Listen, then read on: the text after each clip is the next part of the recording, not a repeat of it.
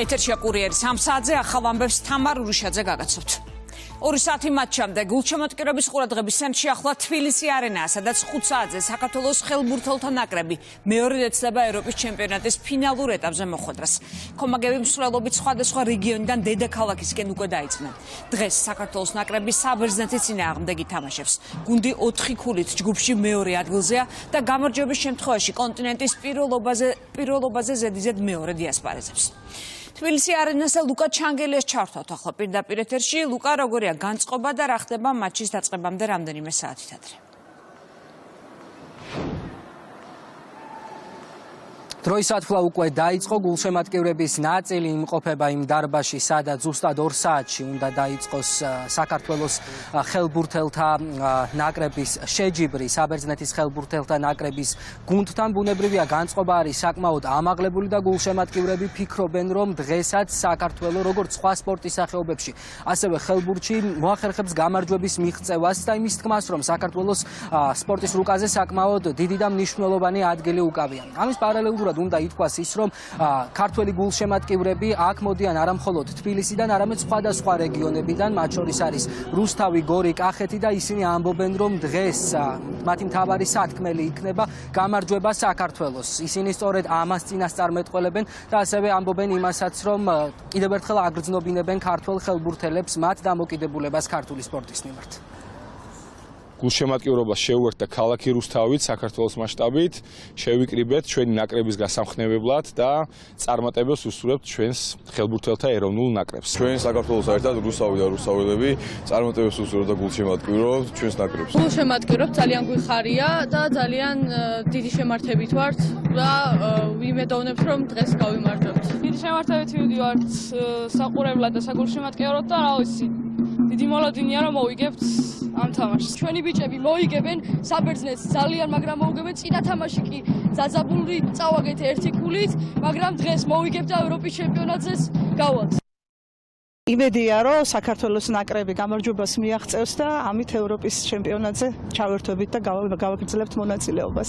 ეს სპორტის სახეობა ჩემთვის ძალიან მნიშვნელოვანია. დიახ, თავადე ვარ ხელბურთელი და იმედი მაქვს, რომ დღევანდელ თამაშს მოვიგებთ და რა თქმა უნდა წარმატებით ვიასპარეზებთ ევროპაზე. მოხარული ვარ, რომ კვლავ მოგვეცა შანსი ვიასპარეზოთ ევროპაზე. დიდი იმედი მაქვს, რომ ეს დღე ჩვენი გამარჯვებით დასრულდება და წარმატებებს ვუსურვებთ ჩვენ ბიჭებს.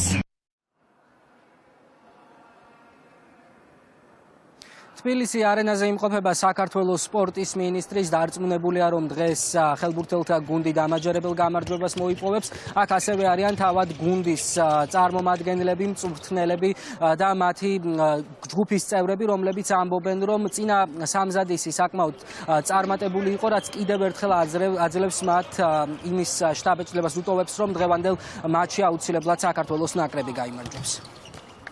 რამოდენიმე საათი დარჩა მატჩის ძირითად დრომდე, ვინაიდან მოწინააღმდეგე ძლიერი გუნდია, მე კიდევ ერთხელ მინდა ვისარგებლო თქვენი ეთერებით და თითოეულ გულშემატკივარს მოვუწოდოთ, ვინაიდან ჩვენი მხარდაჭერა მნიშვნელოვანია ჩვენი გუნდისთვის.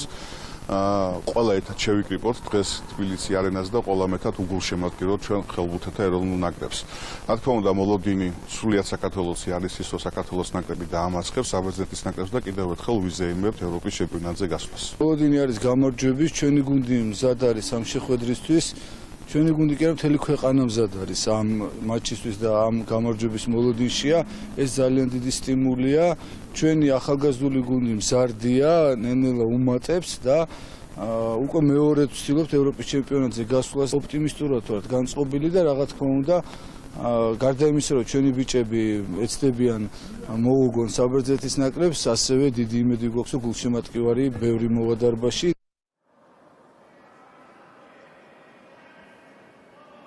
მატჩი ზუსტად 5 საათზე დაიწყება. ქართველი ხელბურთელები საბერძნეთის ხელბურთელთა ეროვნულ გუნდს უმასპინძლებენ და იბრძოლებენ იმისთვის, რომ ევროპის ჩემპიონატზე გასვლა შეძლონ. მადლობა ლუკა ჩანგელეს საუბრობდა თბილისი არენადან კურიერის პირდაპირ ეთერში. დაწყებული აქვს თუ არა მზადება ოპოზიციას თვითმმართველობის არჩევნებისთვის. შალვა პაპუაშვილის განცხადება პოლიტიკური შეფასებების თემაა თბილისში. პარლამენტის თავმჯდომარე აცხადებს, რომ მათი ოპონენტები საკუთარი ამომრჩეველების შეცდომაში შეყვანას ცდილობენ და არწმუნებენ, რომ თვითმმართველობის არჩევნებში მონაწილეობას არ აპირებენ. რეალურად კი მზადება დაწყებული აქვთ. ოპოზიციის ნაწილი აცხადებს, რომ ისინი არა თვითმმართველობის, არამედ საპარლამენტო არჩევნებისთვის ემზადებიან. ნაწილი კი ისევ ამტკიცებს, რომ არჩევნებში მონაწილეობაზე საუბარი ამ პირობებში მიუღებელია. კეთი ზანთარაია კურიერის ეთერში. კეთი, უფრო დეტალურად გვითხარი, როგორია მხარეების პოზიციები. მიიღებენ თუ არა თვითმმართველობის არჩევნებში მონაწილეობას, ამ საკითხზე მთავარი პოლიტიკური გადაწყვეტილება აქვს მისაღები ოპოზიციის უმრავლესობას, ხელისუფლების ოპონენტები. ნაწილი შეიძლება ითქვას, რომ არის განსხვავებულ პოზიციაზე, მაგალითად პარტია გირჩი ერთადერთი ოპოზიციური პარტია არის ამ ეტაპზე, რომელიც ამბობს, რომ თვითმმართველობის არჩევნებში მიიღებენ მონაწილეობას. ამ პირობებში არჩევნებში მონაწილეობაზე თავის შეკავებისკენ ცოტნე კოპერიძე მოუწოდებს ყველა ოპოზიციურ პარტიას ნაციონალურ მოძრაობაში მათ პოლიტიკურ პარტნიორებში მიაჩნიათ, რომ არ შეიძლება ამ საკითხის დღის წესრიგში დაყენება. ლელოში კი ამბობენ, რომ თუ მათ დაწყებული აქვთ რაიონულ ორგანიზაციებთან მუშაობა, ეს არ უნდა ჩაითვალოს, რომ ისინი ემზადებიან თვითმმართველობის არჩევნებში მონაწილეობისთვის. ჩვენთვის რეგიონში ვიზიტი არის ძალიან ჩვეულებრივი სამუშაო რუტინის ნაწილი და ეს არ არის მასში რომელიმე არჩევთან როგორც ასეთ. ჩვენ ხო ეხლა ყველანი ერთად ვამბობთ, რომ ახალ საპარლამენტო არჩევნებს რომ მივახციოთ. აი რომ ჩაინიშნება, 2 დღით ადრე ხარ დავიწყებთ მზადებას. ხო ჩვენ წინ დახედული პოლიტიკური პარტია ვართ, გვინდა რომ ვიყოთ ფორმაში და ვიქნებით ფორმაში. ჩვენ ამ წინააღმდეგობის ხაზს აქვს ძალიან დიდი მნიშვნელობა. მე კითხვას უსვამ. ნებისმიერს ვინც ფიქრობს ამ არჩევნებში მონაწილეობას, აგერ მეგობარ აქჩი სიაში პირდაპირ წერია, რომ კალანდარიშვილი და ეს მეორეს გვარი დამავიწყდა, სავარაუდო სანქცირებ ჯავახიშვილი უნდა დასანქცირდნენ. ეს ხალხი მართავს ეხლა საარჩევნო ადმინისტრაციას. რანაირად წარმოგიდგენიათ ამ პირობებში თქვენ არჩევნებში მონაწილეობა? კითხვას გასვენ ყველა პასუხი, ხო? როგორც საკრებულოს არჩევნებთან მიმართებაში აი ამ ვითარებაში გასვლა გონია რომ ვერ იქნება მოგების ფორმულა, ასევე ახალ არჩევნებთან მიმართებაშიც მე არ მგონია განსხვავებული ტიპის შედეგი დაიდოს, ვიდრე შემოდგომას მოხდა. იმიტომ რომ თავი არგუმენტი იყო, რომ ხელისუფლება უნდა იყოს იმგვარად ტიპის შესუსტებული, ის ვერ აკონტროლებდეს ადმინისტრაციულ რესურსს. ამიტომ თუ ქართული ოცნება ჩანიშნავს არჩევნებს, ამ არჩევნებში მას ექნება ხელა უპირატესობა, რომ ამას ხო ოპოზიცია ვერ მოუგებს. ძალიან დიდი უნდა იყოს უპირატესობა ოპოზიციის, ძალიან ბევრ ადამიანს თქონდეს მისინდობა, რომ დაამარცხდეს მცირე უპირატესობა, გავსი ტიპის ხელისუფლების დასამარცხებლად არ არის ხოლმე საკმარისი. მართლ პარტიაში კი ოპონენტების მორიგ მარცხზე საუბრობენ, ამბობენ, რომ გარდაუვალი არის ოპოზიციის დამარცხება თვითმმართველობის არჩევნებში, თუმცა მიიჩნევენ, რომ ჯერჯერობით ჯერ კიდევ აქვთ დრო მათ ოპონენტებს საბოლოოდ ჩამოყალიბდნენ საბოლოო ოპოზიციაზე, იმასთან დაკავშირებით თუ რას აპირებენ, ჩაერთვებიან თუ არა 4 ოქტომბრის არჩევნებში. ხელისუფლების წარმომადგენლები ამბობენ, რომ მათ შეუძლიათ უკვე წინასწარ საუბარი იმასთან დაკავშირებით, რომ კონკრეტული პარტიები უკვე ემზადებიან თვითმმართველობის არჩევნებში მონაწილეობისთვის. ხედავთ, რომ ისინი მართავენ შეხვედრებს რეგიონებში, ასევე უკვე დაწყებულია ტრენინგები, რაც მიუთითებს იმაზე, რომ ისინი ემზადებიან თვითმმართველობის არჩევნებისთვის, თუმცა რადგან გარედან საბოლოოდ არ აქვს დავალება მიღებული, უნდა მიიღონ თუ არა არჩევნებში მონაწილეობა, ამიტომ ამას ღიად ჯერჯერობით არ აღიარებენ, რაც შეეხება პარლამენტის არჩევნებს, შევახსენებ, რომ პარლამენტის არჩევნები ჩატარდება 2028 წლის 28 ოქტომბერს. თუ ასე ადრე დაიწყეს საპარლამენტო არჩევნების მზადება, კი ბატონო, ესეც მასთვის გასაგებია, თუმცა კიდევ მეორებ, რომ ყველა ნიშანია იმისა, რომ ოპოზიციის გარკვეული ნაწილი დადასტურებულად მიიღოს 4 ოქტომბრის არჩევნებში მონაწილეობას. ოპოზიცია უკვე არის იქ, სადაც არის, ეს არის პოლიტიკური სანაგვე, ეს არის ნულოვანი რეიტინგი და მხარდაჭერა საქართველოს ამორჩევლების და ელექტორატის მხრიდან. მარცხისთვის არის განწირული რადიკალიზმი პოლიტიკაში, საქართველოს რეალობაში და ის არჩევნები, რომელიც არის კაცმომდგარი, თვითმმართველობის არჩევნები, იქნება კიდევ ერთხელ დადასტურება იმის, რომ ქართველი ხალხი ჩვენი ქვეყნის წარმატებას, მშვიდობას, ეკონომიკურ განვითარებას უჭერს ხარს და არა რადიკალიზმს, არა მაედანს, არა ცეცხლს და ომს. ოპოზიციური პარტიები ახალ საპარლამენტო არჩევნებს ითხოვენ და ამბობენ, რომ ამ მოთხოვნის დაუკმაყოფილებლობის შემთხვევაში ისინი არ მიიღებენ თვითმმართველობის არჩევნებში მონაწილეობას. სახელისუფლებო გუნდი კი მათ ოპონენტებს კიდევ ერთხელ შეახსენებს, რომ ქვეყანაში ახალი საპარლამენტო არჩევნები საარჩევნო კალენდარით გათვალისწინებულ ვადაში 2028 წელს ჩატარდება, მანამდე კი მოუწოდებენ, რომ საკუთარი პოლიტიკური რესურსი მოაბილიზონ უკვე თვითმმართველობის არჩევნებისთვის. მადლობა, კეთი ზანთარაია საუბრობდა შეფასებებით პირდაპირ ეთერში. 4 ოქტომბრის თვითმმართველობის არჩევნებზე შალვა პაპუაშვილმა ღამის კურიერის პირდაპირ ეთერში ისაუბრა. პარლამენტის თავმჯდომარე ამბობს, რომ რეგიონული ორგანიზაციებისთვის უკვე დავალებებიც გაცემულია. სპიკერმა დღეს ამ თემაზე კიდევ ერთხელ ისაუბრა და ოპონენტების სპეკულაციებში დაადანაშაულა. პასუხად ნაციონალურ მოძრაობაში ისევ აცხადებენ, რომ ისინი არჩევნებში მონაწილეობას არ აპირებენ. განსხვავებული პოზიცია აქვთ გიორგი გახარიას გუნდში. ჩვენ არასდროს დაგვიმალავს, რომ ვებზადებით ნებისმიერი შემდეგი არჩევნებისთვის. ჩვენ გვაქვს ძალიან დიდი იმედი იმისა, რომ ოქტომბერში ჩატარდება როგორც ადგილობრივი თვითმმართველობის არჩევნები, ასევე ხელახალი საპარლამენტო არჩევნები. ნაციონალური მოძრაობა არ აპირებს ამ სპეცოპერაციაში მონაწილეობის მიღებას, რაშიც მონაწილეობა არც ერთმა ნორმალურმა პატრიოტულმა დემოკრატიულმა პარტიამ არ უნდა მიიღოს. რომ იყოს ქვეყანაში ნორმალური პირობები, ნორმალური ხელისუფლება, ნორმალური CSKO, დემოკრატიული პროდასავლური ოპოზიციური ძალები დიდი უპირატესობით მოიგებდნენ როგორც საპარლამენტო არჩევნებს, ისე ნებისმიერ სხვა არჩევნებს.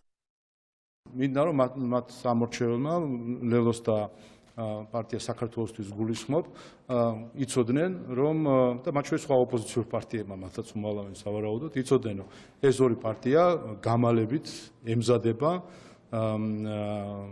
ადგილობრივი თვითმმართველობის არჩევნებისთვის. ფულის გამოყოფას გულისხმობს უპირველეს ყოვლისა, ასე იწყება მზადება, მოძიება და გამოყოფა.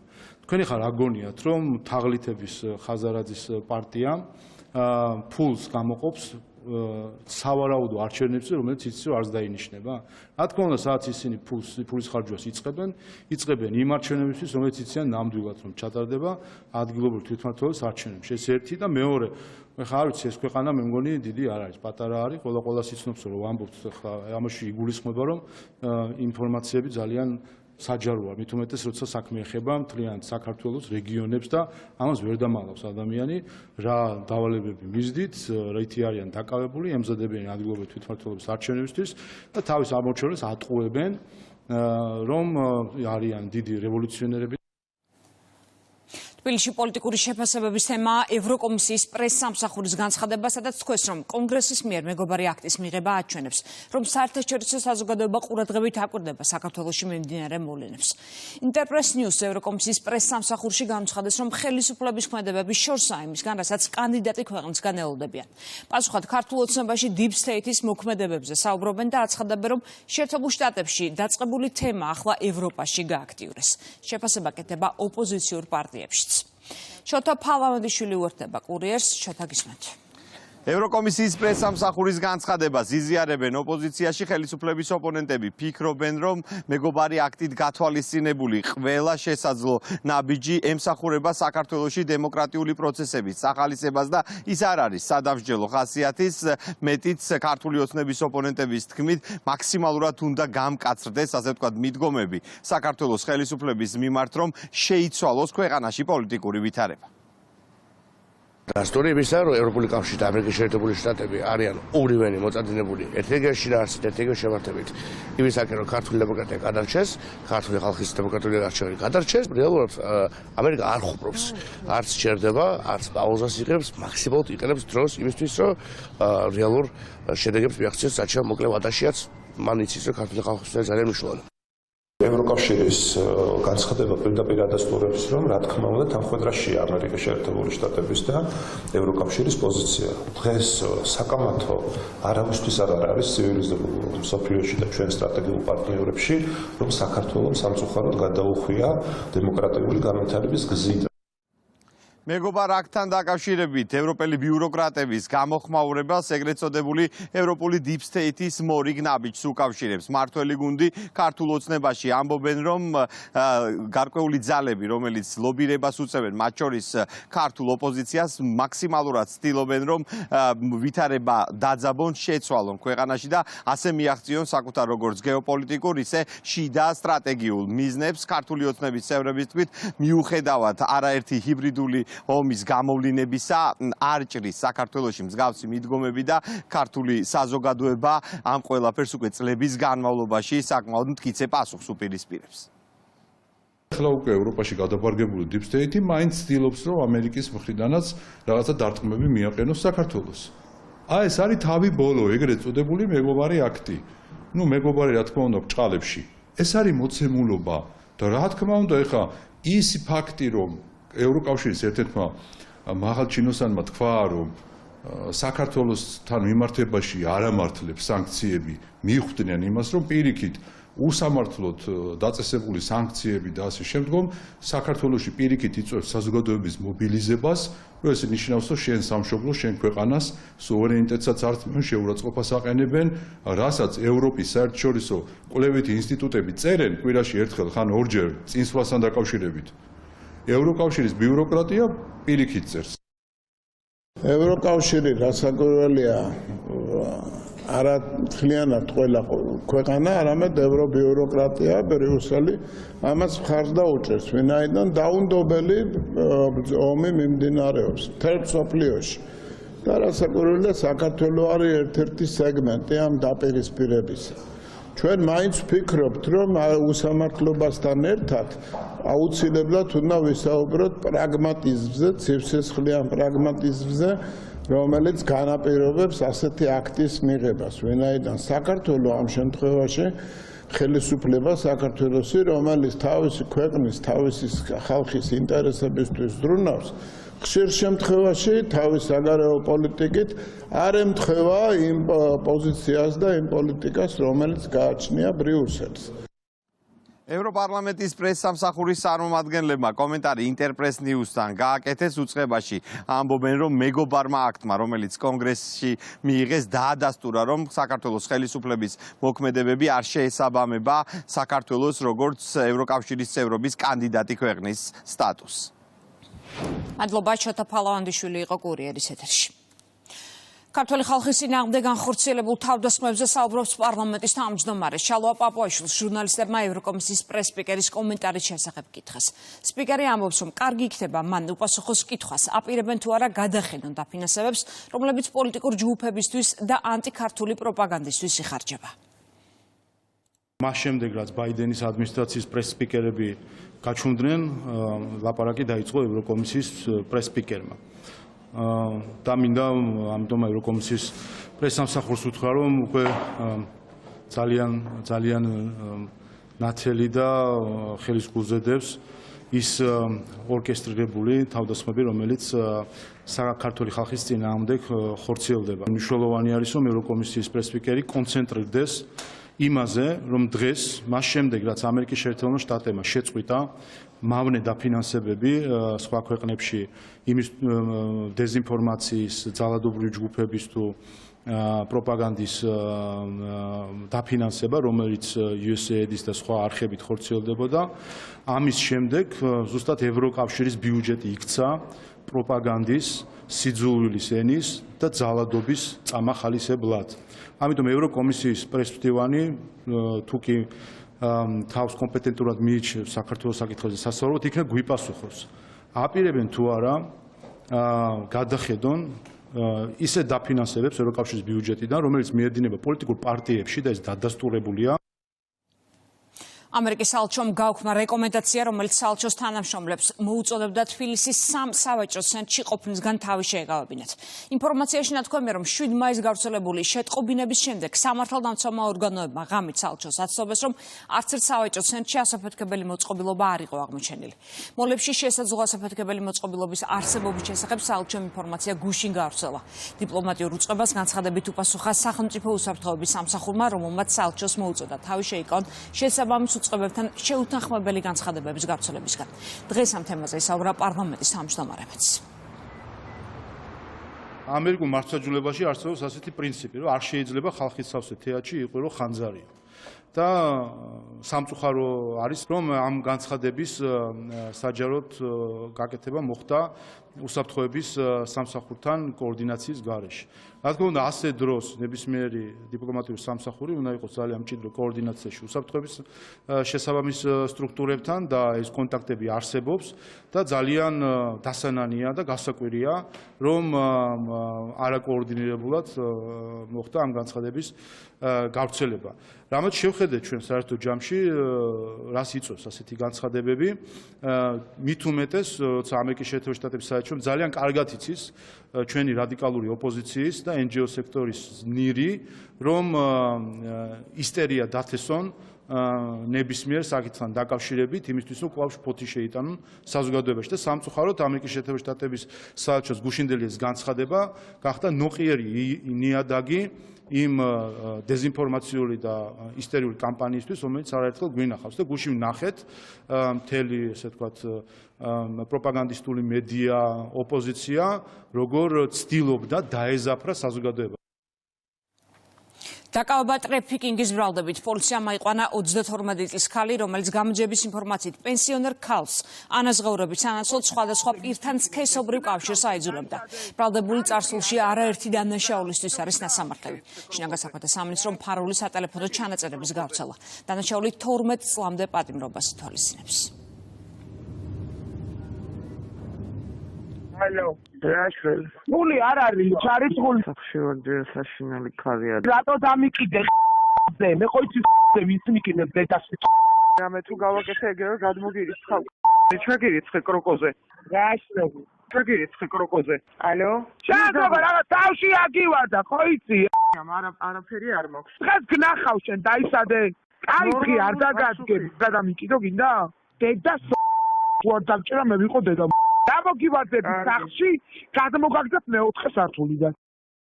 შინაგან საქმეთა სამინისტროს მიერ ჩატარებული გამოძიებით დადგინდა, რომ ბრალდებულმა მუქარით, ძალადობით და შანტაჟით გადაიბირა დაზარალებული და მას სექსუალურ ექსპლუატაციას უწევდა.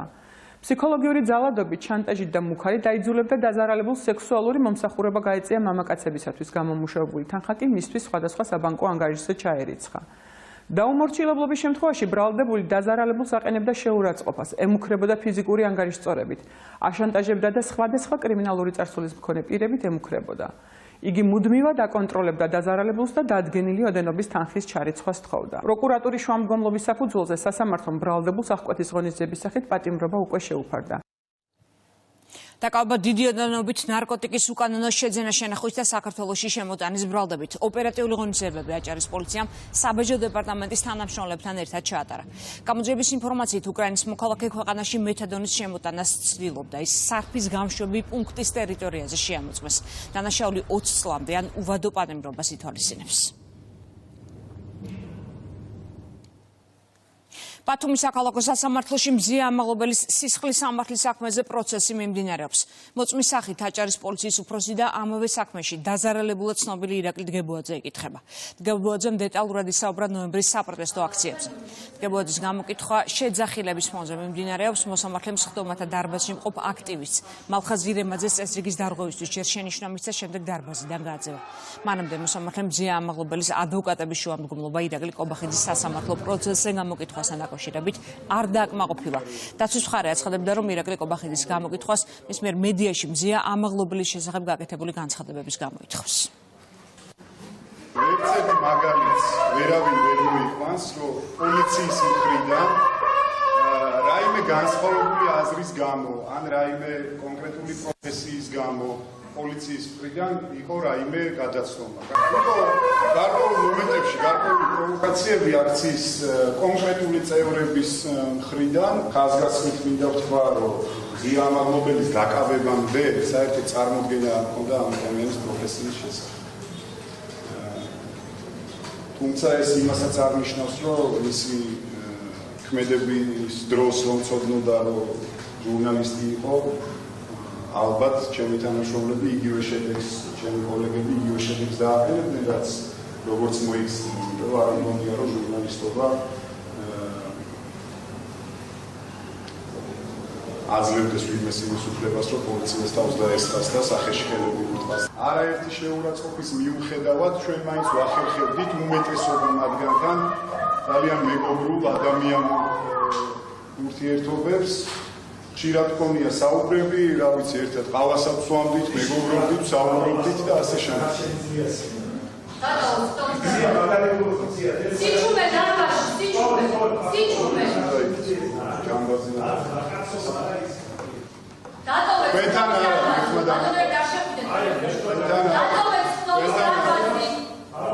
ერთმა დამიფაროს თქვენთან მეგობრობა. თბილისის საქალაქო სასამართლოში კი ანდრო ჭიჭინაძის, უნისე ცხადაძის და კიდევ 9 პირის პროცესი მიმდინარეობს. სხდომაზე მოწმის სტატუსით დეტექტივი გიორგი ზაბახიძე იკითხება. მისი განცხადებით ის რუსაველის გამზირზე მიმდინარე საპროტესტო აქციაზე სამსახურობრივ მოვალეობას ასრულებდა, რა დროსაც აქციის მონაწილეების მხრიდან ნასროლი ნივთით თვალზე დაზიანება მიიღო. აქციების დროს დაკავებულებს ბრალი 225 მუხლი წაუყენეს, რაც ჯგუფურ ძალადობაში მონაწილეობას გულისხმობს. სახელმწიფოს ხარჯზე არ მისცეთ ჩვენება, რომელიც ჩადენაში გამხეთ თქვენთან თქვენს ახლობლებით თქვენთვის ცნობილი გარემოებით თუ ამის რუსთაველისა და ჭიჭინაძის კვეთაზე ვიმყოფებოდი, სადაც მიმდინარეობდა საპროტესტო აქცია. ჩემი იქ მისვლისას დაახლოებით 2 საათის განმავლობაში აქცია იყო 7. დაახლოებით 2 საათის შემდეგ აქცია მიიღო აგრესიული ფორმა. ჩვენს მიმართ წამოვიდა რა გარკვეული საგნების სროლა დაიწყო. იყო შეურაცხყოფელი სიტყვები და გვესვოდნენ სხვადასხვა ნივთებს. ბოთლებს, ქვებს, ნატეხებს, ხისას, ასე შემდეგ. ერთ-ერთი სროლისას ქვა მომხვდა თვალის არეში. რის შედეგადაც მიიღება დაზიანება, წამომიდა სისხლდენა, ჩემი თანამშრომელმა მიიყვანა სასწრაფოსთან და რის შემდეგ გადამიყვანეს საავადმყოფოში. როგორ მხარეს მიიღეთ დაზიანება ბატონო გიორგი? მარჯვენა თვალში. და რა მდგომარეობაშია ახლა ეს დაზიანება? დღეს თითქმის ვერ ხედავ ამ თვალით. ამ ბიჭებში ვერ ხედავთ ხომ პიროვნებას, რომელმაც თქვენ გესროლათ ქვა? როგორ? აი ამ ბიჭებში ხომ ვერ ხედავთ პიროვნებას, რომელმაც ქვა გესროლათ? არ დამინახავს ვინ იესროლა. მე ვერ ვიქნები თამაშის მონაწილე, რომელსაც არსაით მივყავართ, წერს სოციალურ ქსელში აქტივისტი ნიკო მანაგაძე. ის აცხადებს, რომ ქართული ოცნების ყრილობის პარალელურად უნდა გამართულიყო აქცია, თუმცა მისივე თქმით, ბოლო მომენტში ყველა მოარი თქვა და გვერდზე გაიწია სხვადასხვა მიზეზით. სადაც არ არის რეალური мотиваცია და სწრაფვა ეფექტურობის და მძლავრი მოქმედების, მე ვერ ვიქნები თამაშის მონაწილე. ეს ამ მიზეზი იმისაც, რატომაც ვეღარ მხედავთ ბოლო პერიოდში აქტიურად საჯაროდ, წერს მანაგაძე, რომლის განცხადებაც პოლიტიკური შეფასებების თემაა. ვიღაც ადამიანი სადღაც ნათქვამს აქ ვერ შეგიფასებ. ხოლო რაც შეეხება ვინ მოახერხა შეკრება და ვინ არა, თქვენ იმათ უნდა კითხოთ, ვისაც ჰქონდა დაგეგმილი აქცია. მშვიდობიანი პროტესტი არ ჩასხრება არავითარ შემთხვევაში, ეს პროტესტი სხვადასხვა ფორმებით, რა თქმა უნდა, ზოგჯერ შეიძლება მეტი ადამიანით, ზოგჯერ შეიძლება ნაკლები ადამიანით, აუცილებლად გაგრძელდება. პოლიტიკური პარტიების და სამოქალაქო აქტივისტების ბოლოდროინდელი განცხადებები მიუთითებს ერთადერთზე, რომ მათთვის პრობლემაა ის პროცესები, რაც მიმდინარეობს ოპოზიციაში და რეალურად ამ პროცესს ვერ ექნება ვერანაირი შედეგი მარტივი მიზეზის გამო, ეს ყველაფერი აი ტყუილზე აგებული. თქვენ იცით, რომ არჩევნებიდან 6 თვეზე მეტი გავიდა და ოპოზიციამ ვერანაირი მტკიცებულება არჩევნების გაყალბების ვერ წარმოადგინა, თუმცა ზოგიერთი აქტივისტის უკმაყოფილება შესაძლებელია პირველ რიგში ფინანსების სიმცირეს უკავშირდებოდეს, რადგან იცით თქვენ, რომ შეწყდა მათი დაფინანსება USAID-დან, დიდან სხვა პროექტებიდან და როგორც ჩანს ეს ნიჰილიზმი პირველ რიგში დაფინანსების შემცირებით არის გამოწვეული და მეორე იმ პერსპექტივებით, რომელიც ოპოზიციის ტყუილს უკავშირდება. რეგიონული განვითარების მინისტრობა სამცხე-ჯავახეთის ახალი სახელმწიფო რწმუნებული ადგილობრივი ხელისუფლების წარმომადგენლებს და სამხარეო ადმინისტრაციის თანამშრომლებს არუდგინა. კახაბერ გულედანმა ყოფილ გუბერნატორს მადლობა გადაუხადა და ზალგელაშვილს წარმატებები უსურვა. შეხვედრაზე განცხადეს, რომ რეგიონების განვითარება და სოციალურ-ეკონომიკური დონის გაძლიერება ხელისუფლების პრიორიტეტია.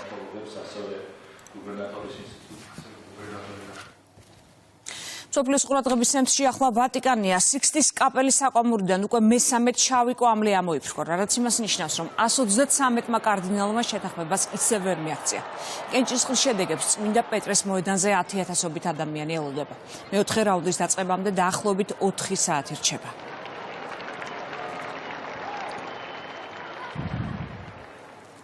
მოსკოვმა პუტინის მიერ გამოცხადებული 3დღიანი ზავი დაარღვია. რუსეთის თვითმფრინავებმა სუმის ოლქი ორჯერ დაბომეს. უკრაინის გენშტაბის ცნობით ღამით შეტევა იყო უკრაინის რამდენიმე ოლქზე. თავდასხმის გამო პოლტავის ოლქის ნაწილს არ მიეწოდება ელექტროენერგია. ვრცელდება ინფორმაცია ქალაქ ჩერკასში დაშავებულების შესახებაც. ზელენსკიმ ფაშიზმზე გამარჯვების დღის აღსანიშნავად ვიდეო მიმართვა გავრცელა. Техніка і тільки такий день пам'яті перемоги над нацизмом. ნაციზმზე გამარჯვებისა და ხსოვნის დღეს ჩვენ მთელ მსოფლიოსთან ერთად აღნიშნავთ. ყველა იმ ადამიანთან ერთად, ვინც 80 წლის წინ სიცოცხლისთვის იბრძოლა, იმისთვის რომ ბოროტება დამარცხებულიყო და აღარასდროს განმეორებულიყო. სამწუხაროდ 3 წლის წინ ეს განმეორდა. კიევში ისევ გაისმა საჰაერო განგაშის სირენა და ბოროტება კვლავ მოვიდა ჩვენს უკრაინულ მიწაზე. ჩვენსა და რუსეთს შორის არსებული განსხვავება ყოველ წელს 9 მაისს ჩანს.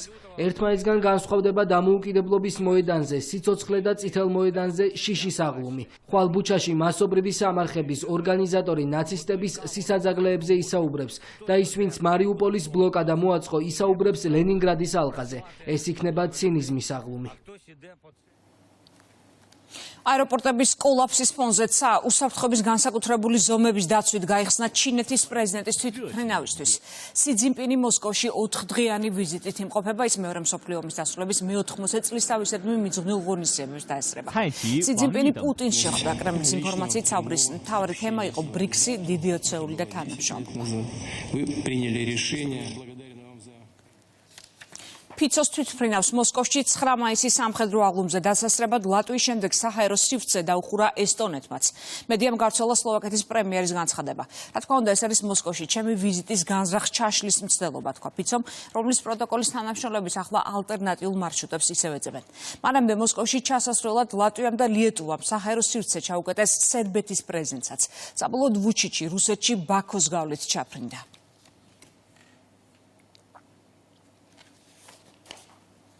კოლუმბიის უნივერსიტეტში პოლიციამ ათეულობით სტუდენტი დააკავა, მათ შენობა ძალის გამოყენებით დაატოვებინეს.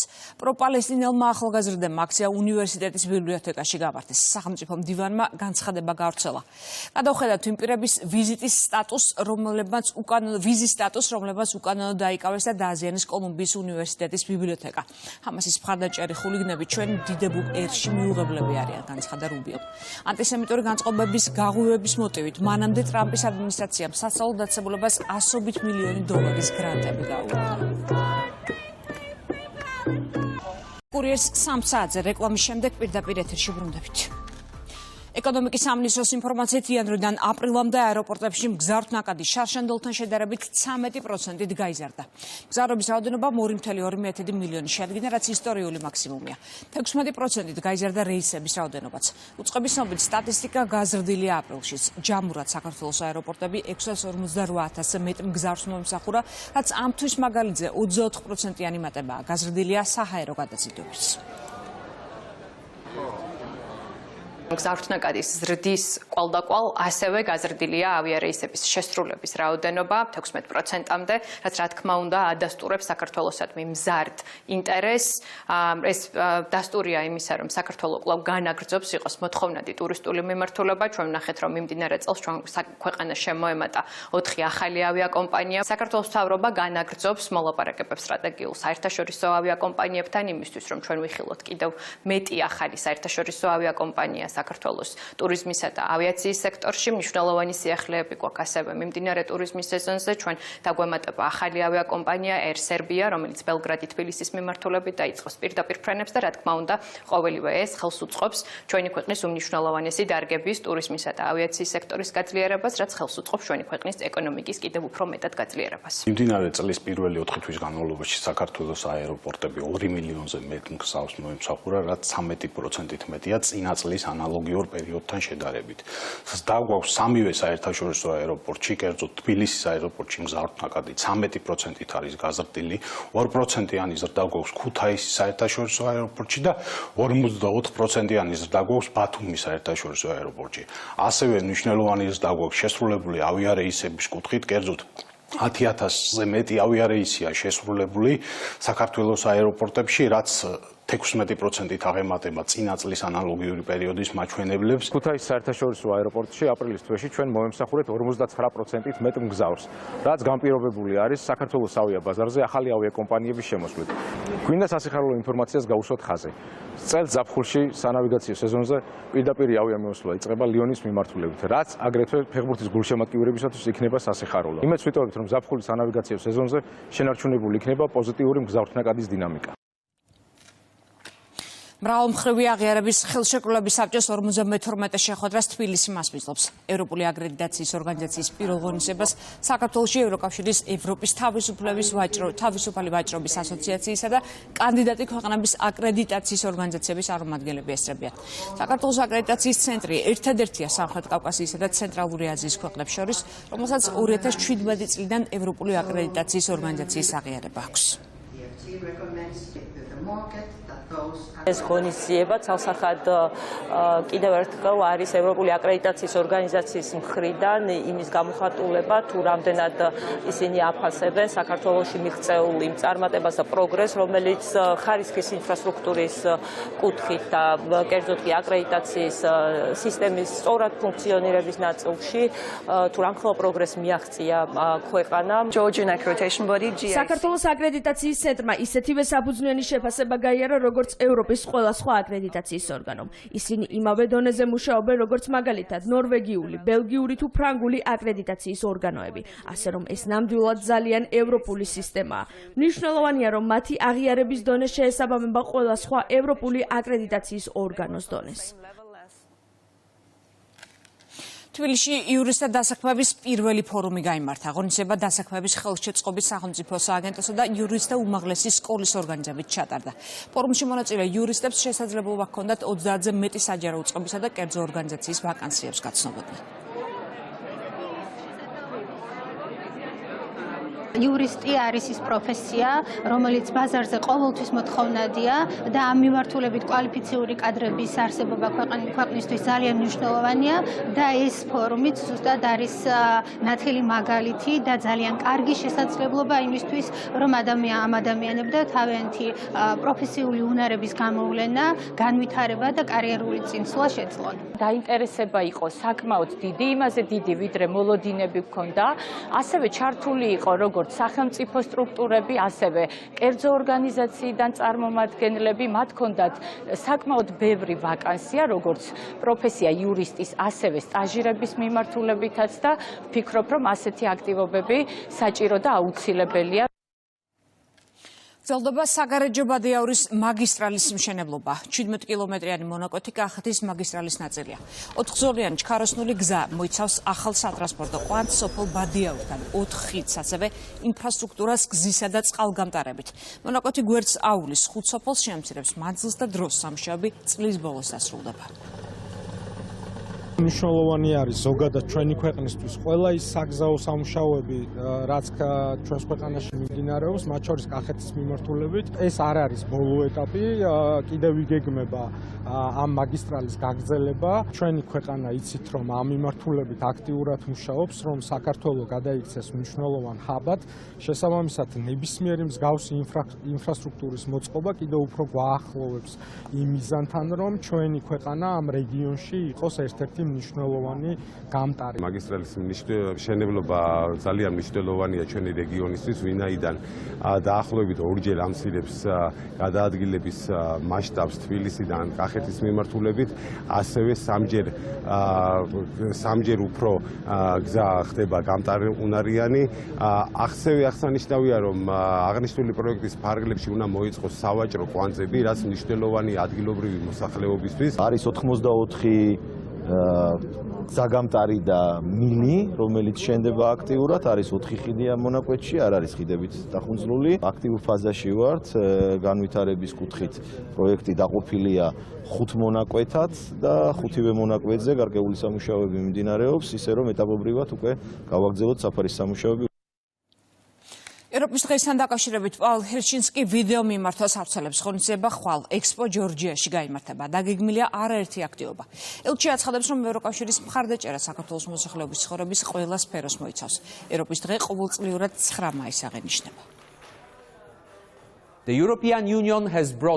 ევროკავშირმა ამჟამინდელ 27 წევრ სახელმწიფოს მშვიდობა, დემოკრატია და კეთილდღეობა მოუტანა. ევროპის დღეს ჩვენს საერთო ისტორიაზე ვფიქრობ და მოუთმენლად ველით მომავალს, რომლის შექმნაც საქართველოსთან ერთად გვსურს. ევროკავშირის მხარდაჭერა საქართველოს მოსახლეობის ცხოვრების ყველა სფეროს მოიცავს და მიზნად ისახავს საქართველოს ყველა მოქალაქის ცხოვრების გაუმჯობესებას. ევროპის დღის აღსანიშნავად ოჯახებთან და მეგობრებთან ერთად გეპატიჟებით. ეს იყო ბოლო ინფორმაცია კურიერი გემშვიდობებათ 6 საათამდე. თქვენ კი დღის სხვა სიახლეებს გაიცანით ჩვენ ვებგვერდზე. რუსთავი 2 წერტილში. დროებით.